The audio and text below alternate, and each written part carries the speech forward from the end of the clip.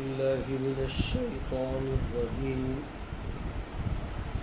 بسم الله الرحمن الرحيم. يا أيها الذين آمنوا إذا قمتم إلى الصلاة فاغسلوا وجوهكم وأيديكم إلى المرافق وامسحوا برؤوسكم وأرجلكم إلى الكعبين وإن كنتم جنبا فاطهروا وإن كنتم مرضى أو على سفر أو جاء أحد منكم من الغائط أو لامستم النساء فلم تجدوا ماء فتيمموا صعيدا طيبا فامسحوا بوجوهكم وأيديكم منه ما يريد الله ليجعل عليكم من حرج ولكن يريد ليطهركم وليتم نعمته عليكم لعلكم تشكرون. واذكروا نعمة الله عليكم وميثاقه الذي واثقكم به إذ قلتم سمعنا وأطعنا واتقوا الله إن الله عليم بذات الصدور. يا أيها الذين آمنوا كونوا قوامين لله شهداء بالقسط ولا يجرمنكم شنآن قوم على ألا تعدلوا اعدلوا هو أقرب للتقوى واتقوا الله إن الله خبير بما تعملون. وعد الله الذين آمنوا وعملوا الصالحات لهم مغفرة وأجر عظيم والذين كفروا وكذبوا بآياتنا أولئك أصحاب الجحيم.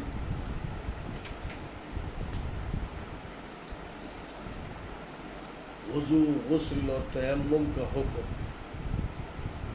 اے ایمان والو، جب نماز کی تیاری کرو تو اپنے چہروں اور کوہنیوں تک ہاتھوں کو دھو لو اور اپنے سروں پر مسح کر لو اور ٹخنوں تک پیروں کو دھو لو۔ جب پہلے سے وضو نہ ہو یا اصول کے مطابق تجدید وضو مقصود ہو اور اگر حالت جنابت میں ہو تو مکمل طہارت حاصل کرو یعنی غسل کرو، اور اگر تم بیمار ہو یا سفر پر ہو یا تم میں سے کوئی بیت الخلاء سے آیا یا تم نے عورتوں کو ہاتھ لگایا، ان سے صحبت کی اور پانی تم کو میسر نہیں ہے تو پاک مٹی، پاک زمین کی کوئی چیز، مٹی ہو یا پتھر حاصل کرو اور اس سے ہاتھ مل کر اپنے چہروں اور ہاتھوں پر پھیر لو۔ اللہ تمہارے اوپر کوئی دشواری اور تنگی نہیں ڈالنا چاہتا، لیکن وہ تمہیں پاک کرنا چاہتا ہے اور پاکی کا اہتمام کرنے کی فکر پیدا کرنا چاہتا ہے۔ اس لیے پانی نہ ہونے کی شکل میں علامتی طور پر پاک مٹی سے تیمم کا حکم دیا گیا، اور وہ اپنا احسان تم پر تمام کرنا چاہتا ہے کہ جامع اور مکمل دینی نظام تمہاری رہنمائی کے لیے موجود ہو تاکہ تم اس کا شکر ادا کرو۔ عہد الہی کی تذکیر اور انصاف کی تاکید۔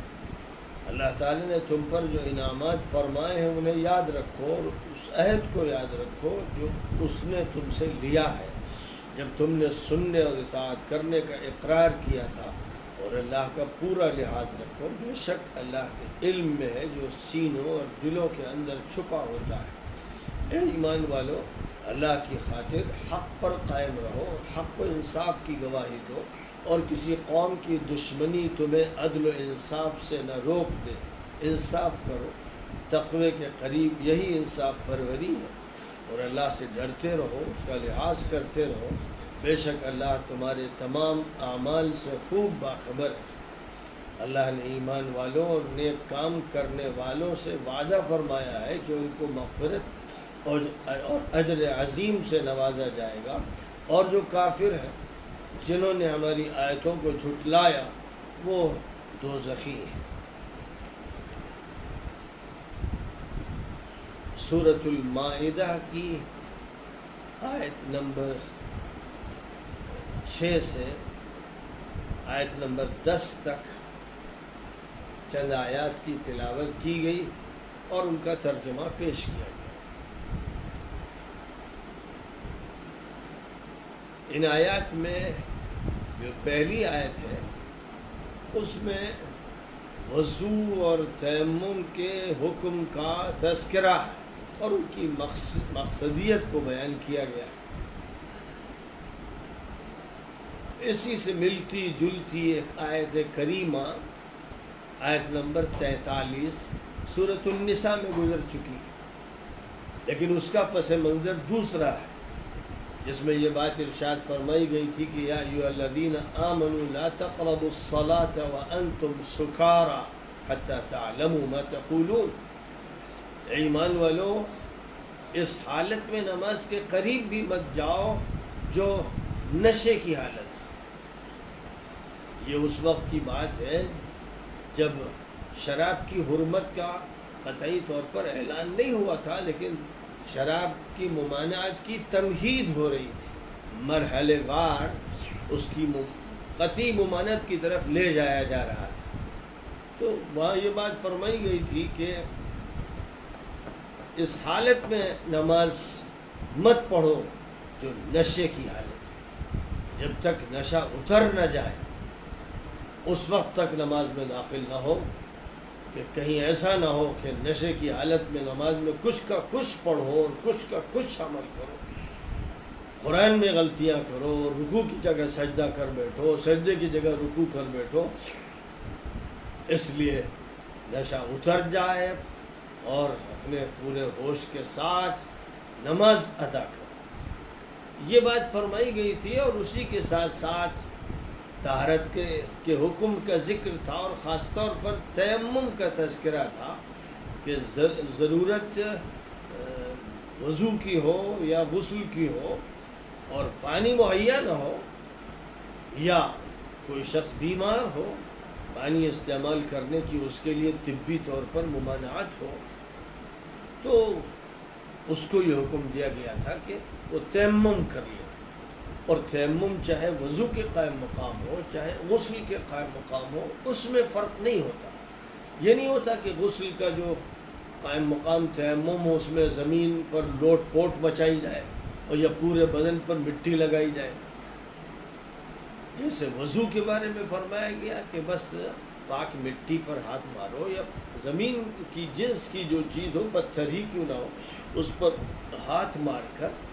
اپنے چہرے پر پھیر لو اور اپنے ہاتھوں پر پھیر لو۔ تو اس حکم میں یہ نہیں ذکر کیا گیا کہ اپنے ہاتھوں پر کہاں تک پھیرو۔ حدیثوں میں دونوں باتوں کا ذکر آیا کہ کوہنیوں تک ہاتھ پھیرا جائے، جیسے وضو میں ہاتھ کوہنیوں تک دھوئے جاتے ہیں، کوہنیاں شامل ہوتی ہیں، اسی طرح تیمم میں جو اس کا متبادل ہے بہت سے حضرات کے یہاں، اور خاص طور پر امام ابو حنیفہ کے یہاں اور امام مالک کے یہاں اور امام شافعی کے یہاں یہی حکم ہے کہ پورے ہاتھ پر مسح کیا جائے۔ لیکن امام احمد بن حنبل اور حضرات محدثین کے یہاں ایک دوسری صحیح حدیث کی بنیاد پر یہ مسئلہ ہے کہ ہاتھ ایک مرتبہ صرف مار دیا جائے مٹی پر، یا جنس ارض زمین کی جنس کی کسی چیز پر، اور اس کے بعد اپنے چہرے پر پھیر لیا جائے اور گٹوں تک ہاتھوں پر پھیر لیا جائے۔ پورے ہاتھ کا یہ حکم نہیں۔ دونوں یہ مسلک ہے، دونوں اپنی جگہ پر صحیح ہیں اور دونوں چلے آ رہے ہیں، اور لاکھوں آدمی اس پر بھی عمل کر رہے ہیں اور لاکھوں کروڑوں اس پر بھی عمل کر رہے ہیں۔ تو بہرحال اس سیاق میں وہ آیت کریمہ آئی تھی۔ یہ آیت کریمہ وضو اور غسل کا حکم بھی بتا رہی ہے اور ان کے متبادل تیمم کا حکم بھی بتا رہی ہے۔ اور جب وضو کا ذکر کیا جا رہا ہے تو اس کے جو ارکان ہیں، بنیادی فرائض ہیں، وہ بیان کیے جا رہے ہیں، جو تفصیلات سنت سے ثابت ہیں اور جن کی حیثیت بھی فقہی سنت کی ہے، یعنی ان کو فرض نہیں قرار دیا گیا ہے کہ پہلے ہاتھ دھوئے جائیں اور اس کے بعد کلی کی جائے اور ناک میں پانی لیا جائے اور ناک صاف کی جائے اور پھر اس کے بعد چہرے کی ٹکیا کو دھویا جائے۔ یہاں پر یہ بات فرمائی جا رہی ہے کہ جب نماز کے لیے کھڑا ہونا اور وضو نہ ہو، یہ انڈرسٹوڈ ہے، اس لیے کہ جو شخص پاک ہے اس کو پاک ہونے کا حکم تو دیا نہیں جاتا ہے، جو پاک نہیں ہے جس کو وضو کی ضرورت ہے، یعنی اس کو حدث پیش آیا ہے، وہ سبب پیش آیا ہے جس سے وہ ٹوٹ جاتا ہے، اس نے پیشاب کیا ہے، وہ بیت الخلا گیا ہے یا ریح خارج ہوئی ہے، یہ وہ اسباب ہیں جن اسباب کی بنیاد پر وضو یا اس کے متبادل تیمم کا حکم دیا جاتا ہے۔ اس لیے یہ بات کسی مقام پر اگر ذکر نہ بھی کی جائے تو وہ انڈرسٹوڈ ہوتی ہے، وہ ضمناً موجود ہوتی ہے۔ لہذا یہاں پر بھی یہ بات ہے کہ جب نماز کے لیے تمہیں جانا ہو اور تمہارا وضو نہ ہو تو وضو کرو، اپنے چہروں کو دھو۔ اب یہ لفظ جو چہرے کا استعمال کیا گیا اس کی جو تفصیل لغت کے اعتبار سے اور حدیثوں میں جو کچھ ثابت ہے بیان کی گئی، تو اس کا مطلب یہ ہوا کہ سر کے بالوں کے نیچے ماتھے کا جو اوپری حصہ ہے اس سے لے کر جو انسان کی داڑھی کا حصہ ہے اس تک، اور ایک والی کھال سے لے کر دوسرے کان کے نو کی قریب والی کھال تک، یہ پوری جو چہرے کی ٹکیا ہے اس کو دھونا ہے۔ تو فرمایا گیا کہ اپنے چہروں کو دھو لو اور ہاتھوں کو کوہنیوں سمیت، یہاں یہ جو فرمایا گیا کوہنیوں تک، اس میں بھی حدیثوں سے یہ بات واضح ہو گئی، تمام حدیثوں سے بلا استثناء کہ کوہنیوں سمیت مراد ہے۔ یہاں پر کوہنیاں داخل ہے دھونے کے حکم میں، تو فرمایا ہاتھوں کو کوہنیوں سمیت دھو لو اور سروں پر مسح کر لو۔ اب سروں پر مسح کا جو حکم ہے اس میں بھی مسئلہ یہی ہے کہ حکم مجمل نوعیت کا ہے۔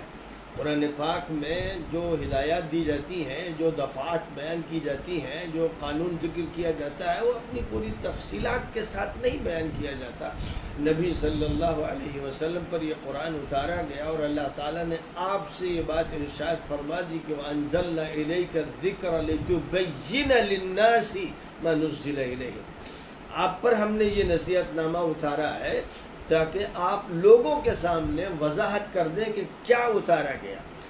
تو قرآن پاک کے الفاظ کے معنی کا بیان کرنا اور ان کا تعین کرنا اور ان کی حیثیت کو بتانا یہ نبی کے ذمے سونپا گیا ہے۔ اس لیے جو صرف قرآن پر اکتفا کرنا چاہتا ہے، جو لوگ اپنے کو قرآنی فرقہ کہتے ہیں یا ان کے بارے میں یہ نام معروف ہو گیا، اور حدیث کو اختیار نہیں کرتا ہے، وہ دین میں کھلی تحریف کرتا ہے، وہ قرآن کو بھی نہیں مانتا ہے، کیونکہ قرآن میں تو نبی کی اطاعت اور نبی کی بات ماننے اور نبی کے فرمان پر عمل کرنے کی ہدایات کثرت سے دی گئی ہیں، اور ساتھ ہی ساتھ یہ بھی وضاحت کر دی گئی ہے کہ نبی کو اللہ تعالیٰ نے قرآن کا شارح بنایا ہے، مفسر بنایا ہے، لہذا قرآن پاک کو سمجھنے کے لیے چاروں ناچار نبی کی طرف رجوع کرنا پڑے گا۔ اور ظاہر ہے کہ اگر نبی کی طرف رجوع نہ کیا جائے تو ایک نماز بھی کوئی شخص نہیں پڑھ سکتا، صحیح معنی میں روزہ نہیں رکھ سکتا، حج نہیں کر سکتا، وہ ہر جگہ ٹھٹک کے کھڑا ہوا ہوگا ہکا بکا، اور جو چاہے گا معنی بیان کر دے گا۔ مثلا نماز کے معنی یہ بیان کر سکتا ہے کہ ورزش مراد ہے، نماز سے ورزش مراد ہو سکتا ہے، یہ بات سمجھے کہ نماز سے کوئی جوگ مراد ہے، یوگ مراد ہے، اور بھی جو چاہے معنی پیدا کر لے۔ لفظ صلاۃ کے متعدد معنی آتے ہیں اور اقامت کے بھی بہت سے معنی آتے ہیں، تو کوئی سے معنی بھی چاہے گا پہنا لے گا، کیونکہ حوالہ وہ لغت سے دے گا، اور لغت میں تو کسی بھی لفظ کے کئی معنی بیان کیے جاتے ہیں۔ لہذا جن معنوں کو اختیار کرنا چاہے گا کوئی شخص اختیار کر لے گا، اور اس کے بعد قرآن میں تحریف کا دروازہ کھولتا چلا جائے گا، کیونکہ قرآن جن کو مخاطب کر رہا تھا وہ تو لغت کے ماہر تھے ہی، وہ جتنا لغت سے سمجھ سکتے تھے سمجھ لیتے تھے، لیکن اس کے بعد ان کی جو ضرورت تھی کہ قرآن پاک کے الفاظ کے تفصیلی معنی بیان کیے جائیں اور اس کی عملی شکل پیش کی جائے، وہ بغیر نبی کے ان کے لیے ممکن نہیں تھی، تو نبی ہی ان کو عملاً بتا رہے تھے کہ فجر کی نماز اس طرح، اور ظہر کی اس طرح، اور مغرب اور عصر کی اس طرح، اور مغرب کی اس طرح، اور عشاء کی اس طرح، اور اوقات بتا رہے تھے، اور فرائض اور ارکان بتا رہے تھے۔ تو اس لیے بغیر نبی کی طرف رجوع کیے ہوئے حق واضح نہیں ہو سکتا، اس لیے قرآن پاک اور اس کے بعد حدیث ہے جو صحیح طور پر ثابت ہو، اور وہ سب سے بڑی بات ہے جن کا تعامل امت میں چلا آ رہا ہو، اس لیے کہ کسی ایک سند سے کسی حدیث کے ثبوت سے زیادہ طاقتور بات یہ ہوتی ہے کہ امت کے درمیان ان پر تعامل چلا آ رہا ہے، صحابہ نے عمل کیا، تابعین نے کیا، تبع تابعین نے کیا، اور سلسلے وار جو عمل منتقل ہو رہا ہے اس کے مقابلے میں کسی ایک آدھ سند کی حدیث کی حیثیت نہیں ہوتی ہے۔ اس لیے احناف ہوں یا مالکیہ ہوں یا شوافع ہوں یا حنابلہ ہوں، ان کے ہاں جو مجموعی طور پر تعامل چلا آ رہا ہے وہ اپنی جگہ پر بڑی حد تک حجت ہے، اور کہیں اگر علمی اور فقہی بحث ہو سکتی ہے تو ہونی چاہیے، تاکہ اگر کسی کو بھی غلط فہمی پیدا ہوئی ہے تو غلط فہمی دور ہو جائے، یا استدلال کی بنیاد مضبوط نہیں ہے تو یہ معلوم ہو جائے اور استدلال کی کمزوری کو دور کر دیا جائے۔ تو اب جب مسئلہ آیا سر پر مسح کا، تو مسح سر کے کچھ حصے پر ہوگا یا پورے سر پر ہوگا یا صرف ایک آدھ بال پر بھی مسح ہو سکتا ہے، یہ مختلف رائیں سامنے آئیں۔ ایک طرف مالکیہ کا کہنا ہے پورے سر کا مسح کیا جائے، ایک طرف بالکل شوافع کہ اتنا ہی کافی سمجھتے ہیں کہ ایک دو بالوں پر کر لیا جائے، چند بالوں پر مسح کر لیا جائے۔ احناف کا کہنا یہ ہے کہ حضور صلی اللہ علیہ وسلم سے کم مقدار ثابت ہے، وہ حدیث میں یوں بیان کی گئی کہ مسح رسول اللہ صلی اللہ علیہ وسلم بناصیتہ، آپ نے اپنے پیشانی کے بالوں پر مسح کیا۔ تو یہ چونکہ صحیح سند سے ثابت ہے کہ حضور پاک علیہ السلام نے اپنی پیشانی کے بالوں پر مسح کیا، اور اس کا پھر ایک اندازہ لگایا گیا فقہی طور پر کہ یہ چوتھائی سر ہے، تو بہرحال یہ چوتھائی اور تہائی تو حجت نہیں ہے، یہ جو تحدیدات ہیں یہ حجت نہیں، لیکن پیشانی کے بالوں کا مسح کیا۔ اب پیشانی کے بال جنہیں کہتے ہیں ان کو بس سمجھنے کی اور ان پر عمل کرنے کی ضرورت ہے، یعنی یہ کم سے کم ثابت ہے۔ ابھی اگر حضور پاک علیہ السلام سے جو کچھ ثبوت ہے اس کو پیش نظر نہ رکھا جائے، کیونکہ آپ سے یہ بھی بہت کثرت سے ثابت ہے کہ آپ نے پورے سر کا مسح فرمایا، اب کم سے کم جو ہے منیمم جو ہے وہ یہ ہے کہ پیشانی کے بالوں کا مسح فرمایا، اس لیے میکسیمم اور منیمم دونوں کی گنجائشیں حضور صلی اللہ علیہ وسلم کے عمل سے ثابت ہے۔ اب وہاں سے ہٹ کر محض بحث لغوی چھیڑ دی جائے، اور لغت میں اس کی گنجائش ہے کہ اس سے ایک دو بال مراد ہوں، اور یہ اس کے معنی ہے کہ پورا ہی سر مراد ہو، یہ بحثیں جو ہے واقعہ یہ ہے کہ شوافع اور مالکیہ کیا نہیں ہونی چاہیے تھی، کیونکہ بحث اس پر ہونی چاہیے تھی کہ حضور سے ثابت کیا ہے، حضور کا عمل کیا ہے، اور اس میں لغت پر بنیاد نہیں رکھی جانی چاہیے تھی۔ بہرحال سروں کے مسح کا ذکر کیا گیا، اور مسح کا جو مطلب ہے جو ثابت ہے کہ ہاتھ گیلے ہوں، پانی میں ہاتھ تر کر لیے جائیں، اور اس کے بعد گیلے ہاتھ پھیرے جائیں، پورے سر پہ پھیرے جائیں یا سر کے چوتھائی حصے پر، یا یوں کہہ لیجیے کہ پیشانی کے بالوں پر پھیر لیا جائے، یہ عمل ہونا چاہیے۔ دوسری طرف یہ فرمایا گیا کہ اپنے پیروں کو ٹخنوں سمیت دھو، جو ترتیب ہے وہ ترتیب اسی طرح ہے کہ سب سے اخیر میں پیر دھوئے جائیں گے، لیکن یہاں وَامْسَحُوا بِرُؤُوسِكُمْ وَأَرْجُلَكُمْ اور أَرْجُلِكُمْ دونوں طرف پڑھا گیا۔ اب جہاں پر أَرْجُلِكُمْ پڑھا گیا، یعنی ارجل کا جو لفظ ہے اس میں لام پر زیر پڑھا جا رہا ہے، جس کا مطلب یہ ہوا کہ اس کا پھر تعلق رؤوس سے ہے، تو جس طرح سر پر مسح کرنے کا حکم ہے اسی طرح پیروں پر مسح کرنے کا حکم ہے۔ یہ بات ایسی ہے کہ اگر محض لغت کی طرف رجوع کیا جاتا تو یہ استدلال درست تھا، اور شیعہ صاحبان نے لغت ہی کی طرف رجوع کر کے استدلال کر لیا اور بعض ضعیف روایتیں بھی بیان کر دیں۔ نتیجہ اس کا یہ ہوا کہ وہ پیروں کی بھی مسح کے قائل ہو گئے۔ لیکن جہاں تک تعلق ہے امام ابو حنیفہ کا اور امام مالک کا اور امام شافعی کا اور امام احمد کا اور دیگر ائمہ فقہا کا اور محدثین کا، ان سب کا اس پر اتفاق ہے کہ پیروں کے لیے بھی دھونے کا حکم ہے۔ اور دھونے کا جو حکم ہے، ایک تو اسی طرح بات سمجھ میں آ رہی ہے کہ اگر صرف مسح مراد ہوتا تو جیسے رؤوس کا لفظ استعمال کیا گیا مطلق، وہاں پر کوئی حد بندی نہیں کی گئی کہ گدھی تک یا گردن تک یا کہاں تک اور وہاں تک، یہ بات نہیں بیان کی گئی۔ ویسے ہی پیروں کے بارے میں بھی ہوتا کہ بس اپنے پیروں پہ بھی مسح کر لو، لیکن جب یہاں یہ کہا گیا اسی طرح جیسے ہاتھوں کو دھونے کے سلسلے میں یہ فرمایا گیا کوہنیوں سمیت الی المرافق، ویسے یہاں فرمایا جا رہا ہے الی الکعبین، یعنی ٹخنوں سمیت۔ اب اگر مسئلہ صرف لغت کا ہوتا پھر تو گنجائش تھی، بحث اس پر ہو سکتی تھی، لیکن مسئلہ یہ کہ نبی اکرم صلی اللہ علیہ وسلم سے کسی بھی حدیث میں یہ ثابت نہیں کہ آپ نے پیروں پر سے مسح کیا، بلکہ پیروں پر اس شکل میں مسح ہوتا ہے جب خف پہنے ہو۔ اگر خف پہنے گئے ہیں، چمڑے کے موزے پہنے گئے ہیں، یا موٹے اور گف موزے سوتی ہوں یا اونی ہوں پہنے گئے ہیں، وہ بھی اسی حکم میں داخل ہے، تو اس وقت مسح کی بات فرمائی گئی ہے۔ اور یہ بھی اتنی کثرت سے روایتوں سے ثابت ہے، 70 صحابہ یا 80 صحابہ سے یہ بات ثابت ہے کہ خف پر مسح کیا جائے۔ لہذا اگر پیروں میں خف یا موٹے موزے نہیں ہیں تو پھر مسح کی کوئی گنجائش نہیں ہے، بلکہ حضور صلی اللہ علیہ وسلم ایک سفر میں تھے اور اس میں آپ نے وضو فرمایا، اور اس کے بعد صحابہ نے ذرا جلدی وضو کیا، اور اس جلدی وضو کرنے میں پیر ٹھیک سے نہیں دھلے، ان کی ایڑیاں نظر آ رہی تھیں چمکتی ہوئی اس طرح کہ پانی نہیں پہنچا۔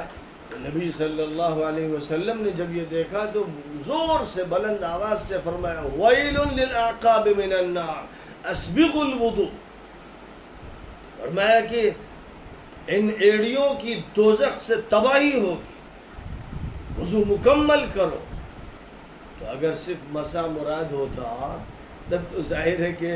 پھر یہ کہنے کے کوئی معنی ہی نہیں تھے، یہ تو کہنے کا مطلب ہی یہ تھا کہ پیر دھوئے جائیں گے، یہاں تک کہ کچھ بھی حصہ ایڑی کا تھوڑا سا کونا بھی چھوڑا نہیں جائے گا، اور ٹخنوں سمیت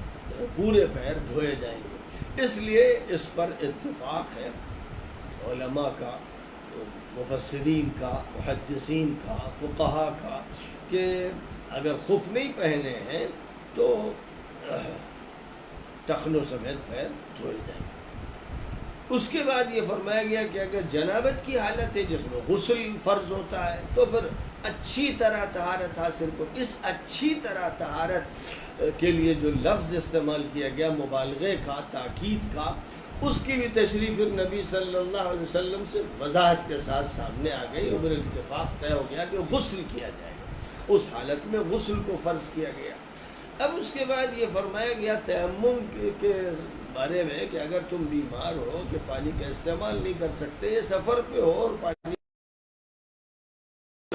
ہے جو پینے کے کام آئے گا، اور پھر اس کے بعد تم میں سے کوئی بیت الخلاء سے آیا یا عورتوں سے صحبت ہوئی اور پانی مہیا نہیں، تو پھر پاک مٹی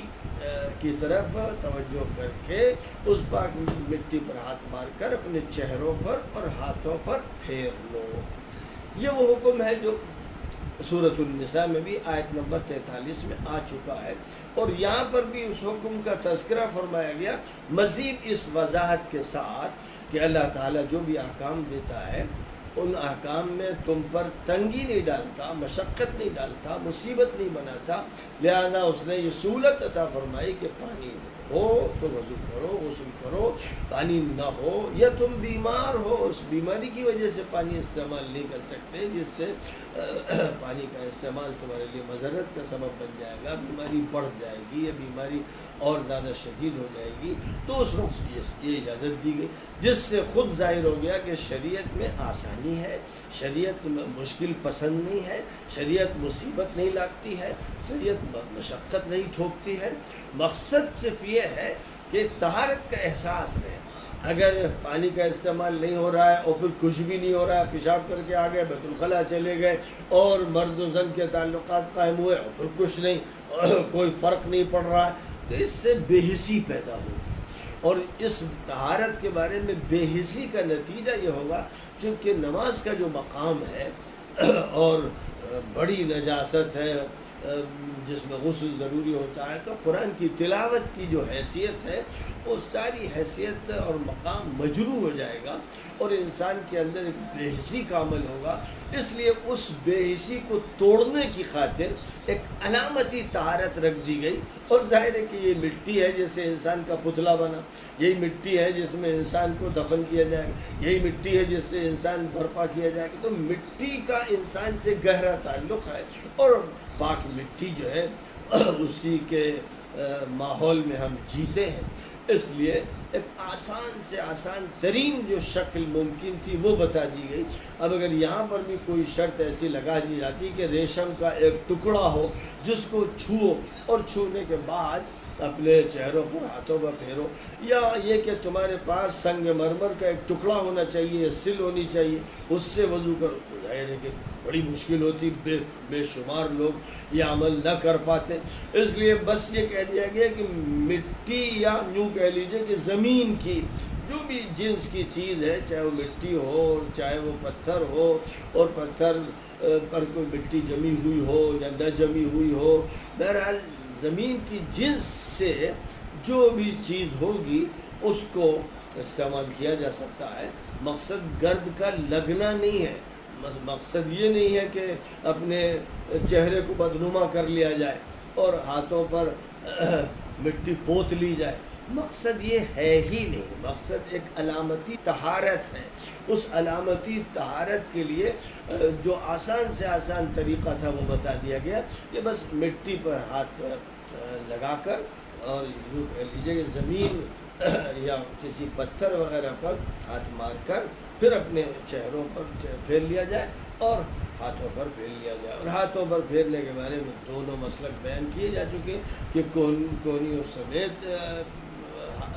ہاتھوں پر ہاتھ پھیرا جائے یا صرف گھٹوں تک ہاتھ پھیر لیا جائے، دونوں باتیں ثابت ہیں۔ اب اس کے بعد یہ فرمایا گیا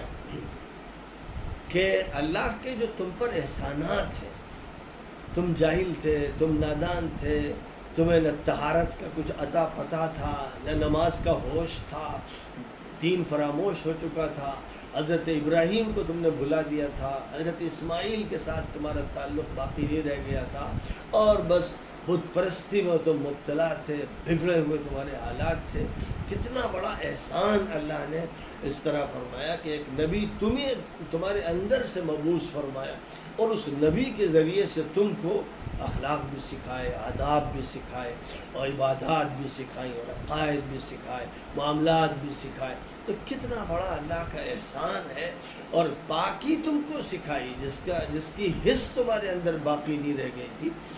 اس لیے تم کو چاہیے کہ اللہ کے ساتھ جو تمہارا عہد اور معاہدہ ہے، تم نے جب اسلام قبول کیا تو گویا یہ معاہدہ کیا کہ اب ہم اللہ کے حوالے، اب ہم نبی کے فرما بردار، اب ہم بات ماننے والے ہیں، اور تم نے زبان سے بھی کہا سمعنا و اطعنا، ہم نے سنا اور ہم بات مانیں گے، اطاعت کریں گے، ہم فرما بردار ہیں،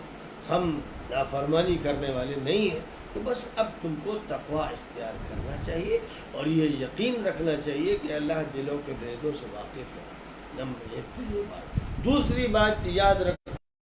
معاملات میں، تعلقات میں، اور اپنی گواہیوں میں اور عدالتی مسائل میں ہمیشہ یاد رکھو کہ عدل و انصاف کے تقاضوں کو پورا کرو، سچائی کے ساتھ گواہی دو اور صحیح راستے پر مضبوطی سے جمے رہو، انحراف اختیار نہ کرو، غلط بیانی نہ کرو، امانت کے خلاف نہ کرو، خیانت نہ کرو، اور انصاف کے تقاضوں کو پورا کرتے رہو، اور جو بھی عمل کرو، جو انتظام سنبھالو، اللہ کے لیے سنبھالو، دنیا داری تمہارا مقصد نہیں ہونا چاہیے۔ اور پھر یاد رکھو کہ اگر تمہاری کسی قوم سے، کسی طبقے سے دشمنی ہے تو اس دشمنی میں تم اس کے خلاف غلط کارروائیاں کرو، اس کی اجازت نہیں۔ دشمن ہو یا دوست ہو، انصاف سب کے ساتھ کرنا ہے، بے انصافی کی اجازت کسی کے ساتھ نہیں۔ اور تمہارا کہ اگر کوئی دشمن ہے بھی تب بھی تمہیں اس کے معاملے میں عدل کو اختیار کرنا ہے، انصاف کو اختیار کرنا ہے، اللہ کی شریعت پر عمل کرنا ہے، اللہ کے احکام پر عمل کرنا ہے۔ دشمنی اندھا بنا دے، بہرا بنا دے، دشمنی عقل کو کھو دینے کا ذریعہ بن جائے، دشمنی میں آدمی پاگل ہو جائے، دشمنی میں سچائی کو چھوڑ دے، امانت کو چھوڑ دے، تو اس کا مطلب یہ ہوا کہ دشمنی تو جس کی ہے سو ہے، وہ جائز ہے ناجائز ہے وہ ایک الگ بحث ہوئی، لیکن اس دشمنی میں جس غار میں گرا دیا، جس تباہی کی میں ڈھکیل دیا اور جس طرح شیطان کا تابع بنا دیا، وہ زیادہ خطرناک بات ہے۔ اس لیے یاد رکھنا چاہیے کہ عدل و انصاف کے تقاضے پورا کرنے کا اللہ کی طرف سے حکم ہے، اور متقیانہ زندگی کے لیے عدل ہی ضروری ہے، بغیر عدل کے کوئی شخص متقی نہیں بن سکتا، اور جو متقی نہیں بن سکتا وہ اللہ کے عذاب سے بچ نہیں سکتا۔ اللہ تعالیٰ نے ایمان والوں کے ساتھ وعدہ فرمایا ہے کہ اللہ ان کو نوازے گا، مغفرت سے نوازے گا، ان کو عظیم اجر عطا فرمائے گا، اور جو لوگ کفر کا رویہ اختیار کریں گے اور ہماری آیتوں کو جھٹلائیں گے اور بات نہیں مانیں گے، پیش پیچ کریں گے، ہیلے و بہانے کریں گے، وہ جہنمی ہوں گے، وہ اللہ کی گرفت سے بچ نہیں سکیں گے۔ اس کا مطلب یہ ہے کہ وہ خود اپنے خلاف آگ بھڑکا رہے ہیں، وہ اپنے لیے جہنم تیار کر رہے ہیں، وہ دنیا میں جو بھی ٹھاٹ باٹ کر لیں، جو مزے اڑا لیں، لیکن ان کا کفر اور ان کی بے ایمانی اور اللہ کی آیتوں کو جھٹلانے کا جو عمل ہے، وہ جھٹلانا چاہے زبان سے ہو چاہے عمل سے، یعنی عمل اگر مخالفانہ ہے، معاندانہ ہے، تو وہ جھٹلانے کے مرادف ہے۔ اس لیے وہ سن لے ایسے تمام لوگ کہ جو بھی ایسا کرے گا وہ اللہ کے عذاب سے نہیں بچے گا اور وہ پھر دوزخی ہوگا۔ وآخر دعوانا ان الحمد للہ رب العالمین۔